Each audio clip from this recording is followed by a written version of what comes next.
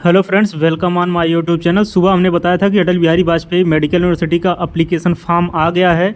जी हाँ, आप सही सुन रहे हैं, अटल बिहारी वाजपेयी मेडिकल यूनिवर्सिटी का एप्लीकेशन फॉर्म आ गया है। अगर आप चैनल पे नए हैं तो चैनल को सब्सक्राइब कर लीजिए। सिलेबस जानेंगे इस वीडियो में। सिलेबस क्या, अटल बिहारी वाजपेयी का एलिजिबिलिटी क्या है, पेपर का पैटर्न क्या है और पेपर की लैंग्वेज क्या होने वाली, जो बहुत बड़ी कन्फ्यूजन है स्टूडेंट में। पेपर का लैंग्वेज हिंदी होगा, इंग्लिश होगा। कास्ट सर्टिफिकेट जानेंगे, डोमिसाइल सर्टिफिकेट आपकी स्टेट की लगेगी, सेंट्रल की लगेगी। एप्लीकेशन फॉर्म की फ़ीस क्या है, एग्ज़ाम सेंटर किस सिटी में रहने वाले हैं, वो भी हम इस वीडियो में जानेंगे। इसके बाद एग्ज़ाम सेंटर के बाद हम जानेंगे कि आपकी एज लिमिट कितनी होनी चाहिए, क्योंकि यहाँ पे एज लिमिट लगी हुई है। तो आपकी एज कितनी होनी चाहिए इस एप्लीकेशन फॉर्म को फिल करने के लिए। यहाँ पे डेट आई हुई थी और डिटेल्स जो है फिल होना आज से स्टार्ट हो जाएगी। आइए हम ब्राउज़र में जो है सारी जानकारी ले लेते हैं। Syllabus, exam pattern, caste certificate, domicile certificate. ये अटल बिहारी वाजपेयी मेडिकल यूनिवर्सिटी का ब्राउज़र है। बीएससी नर्सिंग 4 साल की डिग्री है और कॉमन नर्सिंग एंट्रेंस CNET नाम से एंट्रेंस जो है उत्तर प्रदेश में कंडक्ट करवा रही है अटल Bihari Vajpayee.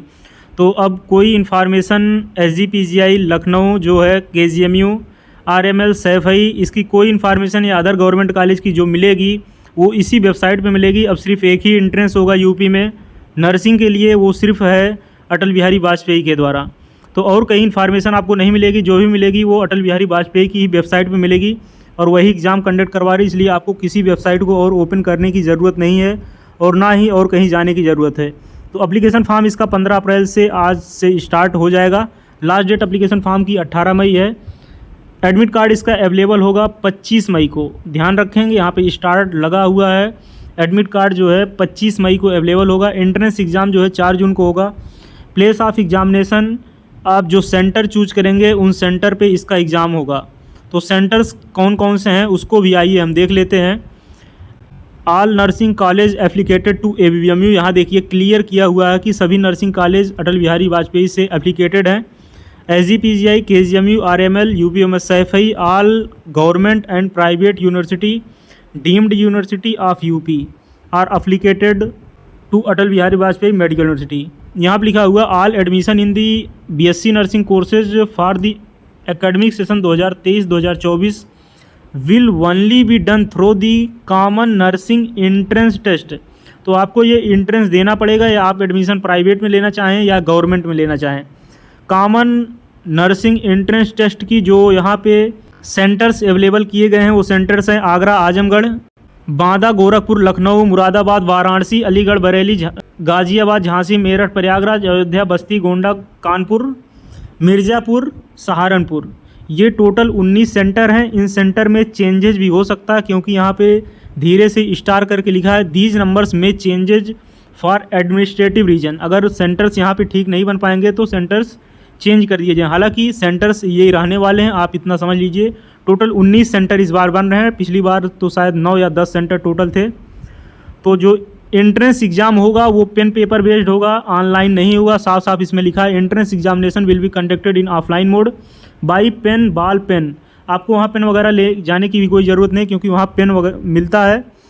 Application form should be filled through online mode. Offline mode की कोई यहाँ पे आवश्यकता नहीं कि आप जो है फिल करें और ऑफलाइन डाक द्वारा भेजें, ऑनलाइन मोड ही फिल होगा। एप्लीकेशन फॉर्म फिल कैसे करना है एक वीडियो हम डिटेल में डिस्कस कर देंगे। अभी जल्दबाजी करने की कोई कोशिश ना करें, क्योंकि जो एप्लीकेशन फॉर्म की लास्ट डेट है वो डेट है यहाँ पे देखेंगे 18 मई है। तो 18 मई समय है, तो 18 मई काफ़ी ज़्यादा अभी समय है। अभी अपनी पढ़ाई पे कंटिन्यू फोकस करें और प्रिपरेशन भी हम करवाना स्टार्ट कर देंगे। आज एक वीडियो अपलोड हो जाएगी, बाकी डेली एक ना एक वीडियो अपलोड होती रहेगी। लगभग 30 से 35 क्वेश्चन अभी अपलोड करेंगे, बाकी हम क्वेश्चंस की संख्या बढ़ा देंगे। यहाँ पे देखेंगे इंपॉर्टेंट इन्फॉर्मेशन ये भी लिखा हुआ है कि जो एप्लीकेशन फॉर्म की फ़ीस है 3000 रुपये है। 3000 रुपये फ़ीस लगने वाली है। जनरल OBC की फ़ीस लगेगी। 2000 रुपये फ़ीस रहने वाली है SC, ST एंड PWD की। एक इन्फॉर्मेशन और हम देना चाहते हैं, इसमें नहीं लिखा हुआ है कि अगर आप एप्लीकेशन फॉर्म गलत फिल कर देंगे तो उसमें कोई करेक्शन नहीं होगा। और वो चीज़ इसमें ये साफ़ लिखी हुई है कि अगर आपके एप्लीकेशन फॉर्म गलत हैं तो आप एग्ज़ाम से वंचित कर दिए जाएंगे। जी हाँ, आप सही सुन रहे हैं। अगर एप्लीकेशन फॉर्म में आप ज़्यादा गड़बड़ी कर देंगे तो एप्लीकेशन फॉर्म आपका एडमिट कार्ड डाउनलोड तो होगा, लेकिन वहाँ पे करेक्शन विंडो दोबारा नहीं खुलती है। आप एप्लीकेशन फॉर्म फिल कर दिए, 18 मई को लास्ट डेट है। आप ये सोच रहे हैं कि बाद में विंडो करेक्शन खुलेगी, तो ऐसा बिल्कुल नहीं होता। हमने कई बार बताया कि स्टेट के जितनी भी यूनिवर्सिटी होती हैं या स्टेट के जितने भी फॉर्म होते हैं उसमें करेक्शन विंडो नहीं खुलता है। ये कोई नीट का फॉर्म नहीं है, ना ही सेंट्रल का एग्ज़ाम कंडक्ट हो रहा है। तो एप्लीकेशन फॉर्म सोच समझ के और ठीक तरीके से भरिएगा। ऐसा नहीं है कि किसी कैफ़े वाले के पास चले जाएं और एप्लीकेशन फॉर्म गलत फिल कर दे। इसलिए एप्लीकेशन फॉर्म ठीक तरीके से ही भरिएगा, दोबारा करेक्शन विंडो नहीं खुलता है। और ये हर साल स्टूडेंट गलती करते हैं कि कुछ ना कुछ गड़बड़ी कर देते हैं। इसलिए 0% जो है करेक्शन के चांस आपके रहने चाहिए एप्लीकेशन फॉर्म फिल करते टाइम। अगर किसी स्टूडेंट को एप्लीकेशन फॉर्म फिल करवाना हो तो इंस्टाग्राम लिंक है, टेलीग्राम लिंक है, उसको ज्वाइन कर लीजिए। टेलीग्राम का तो चैनल है, इंस्टाग्राम लिंक है, उसको आप ज्वाइन करके वहाँ जो है हमको बता सकते हैं। तो एक किसी स्टूडेंट का हम एप्लीकेशन फॉर्म फिल कर देंगे, तो वहाँ से वीडियो भी बना देंगे, तो वीडियो भी आपको जो है मिल जाएगा चैनल पे एप्लीकेशन फॉर्म फिल कैसे करते हैं। Fees is non refundable for any examination if you are incorrect in the application form. यहाँ पर लिखा है once the fees has been submitted there shall be no refundable of fees. और फिर minimum age जो यहाँ पे इन्होंने लगाया है वो 17 साल है। 17 ईयर मिनिमम एज है बिफोर 31 दिसंबर 2023। मैक्सिमम एज जो यहाँ पे डिसाइड की गई हो 35 साल है। OBC, EWS, SC and ST. अगर आप पीएच के कैंडिडेट हैं या पीडी के कैंडिडेट हैं या पीडब्ल्यूडी के कैंडिडेट हैं तो आपके लिए 40 साल 5 साल अतिरिक्त छूट मिलती है। तो 35 साल तक आप इस कोर्स को कर सकते हैं अगर आपकी एज जो है मैक्सिमम 35 साल है। यहाँ पे ये भी लिखा हुआ कि एससी, एसटी, ओबीसी कैंडिडेट के लिए जो यहाँ पे क्राइटेरिया दी हुई है 40% है। फिर 45% है वो जनरल कैंडिडेट के लिए है। फिजिक्स, केमिस्ट्री, बायो तीनों सब्जेक्ट दिए हुए हैं। एंट्रेंस एग्ज़ाम के लिए आपकी इंग्लिश जो है 12th में अनिवार्य होनी चाहिए। स्टेट बोर्ड से पास हो, चाहे सेंट्रल बोर्ड से पास हो या चाहे एनआईओएस बोर्ड से पास हो, वो भी कैंडिडेट फॉर्म को फिल कर सकते हैं। लेकिन इंग्लिश यहाँ पे देखेंगे कंपलसरी है। मैरिड कैंडिडेट भी फॉर्म फिल कर सकते हैं, जो शादीशुदा हैं वो भी इस फॉर्म को फिल कर सकते हैं। फिर रिजर्वेशन पॉलिसी की अगर हम बात करें तो यहाँ पे रिजर्वेशन जो पॉलिसी होगी वो स्टेट गवर्नमेंट की होगी, कोई सेंट्रल गवर्नमेंट की रिजर्वेशन पॉलिसी नहीं है। जब सेंट्रल गवर्नमेंट की रिजर्वेशन पॉलिसी नहीं है तो यहाँ पे सेंट्रल की कोई सीट नहीं है, यानी कि अदर स्टेट के स्टूडेंट के लिए गवर्नमेंट में यहाँ पे कोई सीट नहीं दी हुई है। All change in reservation policy will be followed by Uttar Pradesh state directives. मतलब स्टेट गवर्नमेंट की जो रिजर्वेशन पॉलिसी है वही यहाँ पे अपनाई जाएगी। और यहाँ पे छूट भी दिया हुआ कितना % आरक्षण मिलेगा अगर वो कैंडिडेट पीएच का कैंडिडेट है। फिर कास्ट सर्टिफिकेट के ऊपर हमने काफ़ी ज़्यादा फोकस किया हुआ था, तो आशा करते हैं कास्ट सर्टिफिकेट आप लोग बनवा ही लिए होंगे। तो कास्ट सर्टिफिकेट ओनली जो यहाँ पे लगेगी वो तहसीलदार द्वारा उत्तर प्रदेश के गवर्नमेंट द्वारा अथराइज होगी, कोई सेंट्रल की नहीं लगने वाली है।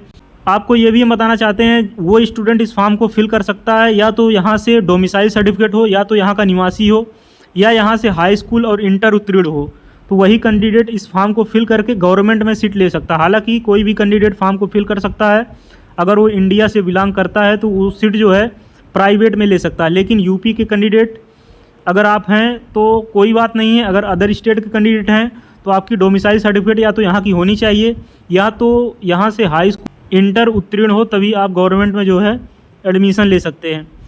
ओबीसी कैंडिडेट के लिए हमने कई बार बताया और ईडब्ल्यूएस कैंडिडेट के लिए बताया था कि जो उनकी सर्टिफिकेट होगी वो सर्टिफिकेट इशू होनी चाहिए 1 अप्रैल 2023 के अंदर की। यहाँ पे लिखा हुआ है 1 अप्रैल 2023। अगर आपकी कास्ट सर्टिफिकेट 30 मार्च या 28 मार्च या 25 मार्च की है, 1 जनवरी की है, तो वो अवैध मानी जाएगी, वो वैध नहीं मानी जाएगी। इसलिए कास्ट सर्टिफिकेट जो है वो 6 महीने की अंदर की होनी चाहिए, 6 महीने से ज़्यादा पुरानी कास्ट सर्टिफिकेट नहीं होनी चाहिए।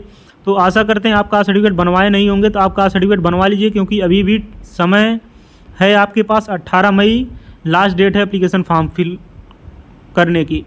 फ्रीडम फाइटर के लिए यहाँ पे कुछ सीटें रिजर्व होती हैं। आपको ये इन्फॉर्मेशन दे दें कि जो एनसीसी कैंडिडेट हैं, जो एनसीसी के कैंडिडेट हैं, उनके लिए भी यहाँ पे दिया हुआ है कि आपके पास सी सर्टिफिकेट होनी चाहिए। बी सर्टिफिकेट के साथ साथ सी सर्टिफिकेट भी होनी चाहिए। बी सर्टिफिकेट तो ज़रूरी है, इसके साथ सी सर्टिफिकेट तो बहुत ज़रूरी है। इसलिए एनसीसी के कैंडिडेट के लिए हर कॉलेज में लगभग 2 से 3 सीटें रिजर्व होती हैं, जैसे अदर कैटेगरी के लिए सीटें रिजर्व होती हैं। तो यहाँ पे ये भी लिखा हुआ है कि for admission to government nursing college candidate must be domicile of Uttar Pradesh. Uttar Pradesh की डोमिसाइल अनिवार्य है, नोट करके यहाँ पे इन्होंने लिखा हुआ है अपने ब्राउज़र में। Reservation for minority educational institute will be as per government UP norms directives. तो यहाँ पे ये इन्फॉर्मेशन इन्होंने साफ साफ करके लिखा हुआ है। अगर आप अदर स्टेट के हैं, फॉर्म फिल कर दे रहे हैं तो आपको गवर्नमेंट में सीट नहीं मिल रही, तो वहाँ आप झगड़ा नहीं करने लग जाएंगे। तो instructions to candidates for filling online application form fill करने की जो इंस्ट्रक्शंस है उन्होंने ये दिया है यहाँ पे।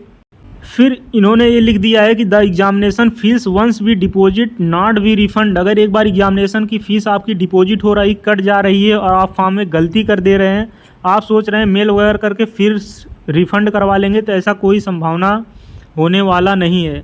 इसलिए जो है आप गलती फॉर्म में नहीं करेंगे फॉर्म फिल करते टाइम। स्टेप्स यहाँ दिया हुआ कौन कौन से स्टेप्स हैं जो फॉर्म फिल करने में आप यूज़ करेंगे। और डॉक्यूमेंट यहाँ पे जो लगने वाले हैं डॉक्यूमेंट के बारे में आपको बता देते हैं। आपके फर्स्ट नेम लगेगा, जो हाई स्कूल में नाम है वही नाम फिल करेंगे। मिडिल नेम, लास्ट नेम अगर आपका होगा last name, middle name fill करेंगे।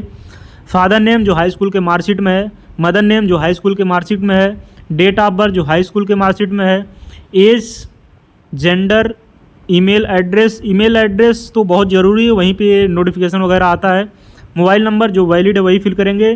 Place of birth, nationality, category, सब कैटेगरी, ये आपको फिल करना पड़ेगा स्टेप्स में। फिर यहाँ पे हम एग्जामिनेशन क्राइटेरिया देख लेते हैं। 4/6/2023 संडे को इसका एग्ज़ाम है। 11 बजे से लेके जो है 2 बजे तक एग्ज़ाम चलेगा। 180 मिनट आपको दिए जा रहे हैं। वेन्यू है आपके जो है सेंटर्स आपके एडमिट कार्ड में मेंशन होंगे।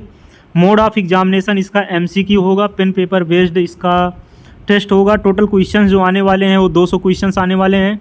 एक क्वेश्चन 1 मार्क कंटेंट करेगा, कोई निगेटिव मार्किंग नहीं है। मतलब आपको 200 के 200 गोला सही से भर के आने, इधर उधर ना जाए, नहीं तो सीधा जो है नेगलेक्ट हो जाता है। मिनिमम यहाँ पे जो क्वालिफ़िकेशन होनी चाहिए वो जनरल के लिए 50% होनी चाहिए, PWD के लिए 45% होनी चाहिए, ST SC OBC के लिए 40 परसेंटाइल होनी चाहिए। प्राइवेट कॉलेज में भी एडमिशन के लिए, हालांकि ये बाद में चेंज हो जाता है, प्राइवेट कॉलेज में एडमिशन तो वैसे होने लगते हैं। मीडियम ऑफ एग्जामिनेशन यहाँ पे इंग्लिश लिखा हुआ है, साफ साफ लिखा हुआ है, बाद में आप लोग कंफ्यूज बिल्कुल ना हो। बहुत से यूट्यूबर हैं जो स्टार्टिंग में से आपको बता रहे थे कि जो होगा इस बार हिंदी में भी होगा, तो ऐसा बिल्कुल नहीं हमने बताया था। हमने आपको साफ साफ स्टार्टिंग बताया कि मीडियम चेंज नहीं होगा। अगर यूनिवर्सिटी को चेंज करना होता तो स्टार्टिंग से ही चेंज करती। तो पेपर का मीडियम ना इस साल चेंज हुआ, ना पिछली साल चेंज हुआ था, ना आने वाले फ्यूचर में पेपर का मीडियम चेंज होगा। तो जो पेपर का मीडियम होने वाला वो सिर्फ इंग्लिश में ही रहेगा। सिलेबस जो इसके आने वाले हैं वो नर्सिंग एप्टीट्यूड 40 क्वेश्चन, फिजिक्स के 40 क्वेश्चन, केमिस्ट्री के 40 क्वेश्चन, बायो के 40 question, English and general knowledge मिला के 40 क्वेश्चन आएंगे। और जो सिलेबस होगा वो इंटरमीडिएट का सिलेबस होगा। इंटरमीडिएट में यहाँ पे देखिए साफ लिखा है क्लास 12th का सिलेबस लिखा हुआ है, तो इसमें क्लास 11th का भी इन्होंने सिलेबस नहीं लिखा हुआ है। इसका भी आपको ध्यान रखना पड़ेगा। जो सिलेबस यहाँ पे लिखा हुआ है वो सिर्फ क्लास 12th इन्होंने लिखा है, 11th भी नहीं लिखा है, तो इसको आपको ध्यान में रखना पड़ेगा। एक जो 12th इन्होंने लिखा हुआ है ये CBSE का 12th है कि ICSE का 12th है कि UP बोर्ड का 12th है, तो इस पर भी थोड़ा फोकस करना पड़ेगा। क्योंकि जो CBSE का 12th है उसमें कुछ चैप्टर जो है वो अलग हैं बायो के, और जो UP बोर्ड का 12th है उसमें कुछ चैप्टर्स बायो के अलग हैं, थोड़ा सा डिफरेंस हो जाता है। लेकिन ये UP का एंट्रेंस है तो इसके लिए आपको थोड़ा सा जो है UP बोर्ड के सिलेबस की तरफ जाना पड़ेगा, अदर सिलेबस की तरफ। सेंट्रल गवर्नमेंट के जो सेंट्रल के एग्ज़ाम होते हैं उनके सिलेबस की तरफ नहीं जाना पड़ेगा। तो ये सिलेबस है, सिलेबस को एक बार और हम किसी वीडियो में जल्द ही डिस्कस करेंगे, क्योंकि सिलेबस थोड़ा सा कंफ्यूजिंग मामला यहाँ पे लग रहा है। बाकी जो पेपर है वो पेन पेपर बेस्ड होने वाला, इन्होंने यहाँ पे साफ लिख दिया है। अगर आप 10-15 के बाद जाएंगे तो आपकी कोई एंट्री नहीं होगी। ऐसा पिछले साल कुछ स्टूडेंट के साथ हुआ है जो एग्ज़ाम नहीं दे पाए हैं। No entry of examination if you are after the 10:15 AM। Reporting time 9 बजे से है। तो इन्फॉर्मेशन रही अटल बिहारी वाजपेयी मेडिकल यूनिवर्सिटी जो BSc नर्सिंग का एग्ज़ाम कंडक्ट करवाने जा रही है 4 जून को पूरे यूपी में। अगर आपको अभी भी कोई डाउट्स है तो इंस्टाग्राम टेलीग्राम लिंक है, उसको भी ज्वाइन कर सकते हैं। अगर किसी स्टूडेंट को फॉर्म फिल करवाना हो, कोई किसी ना किसी का एक तो फॉर्म फिल करके बताना पड़ेगा, तो आप इंस्टाग्राम ज्वाइन कर सकते हैं, डिस्क्रिप्शन बॉक्स में है। मिलते हैं किसी नेक्स्ट वीडियो में नए अपडेट के साथ। जय हिंद।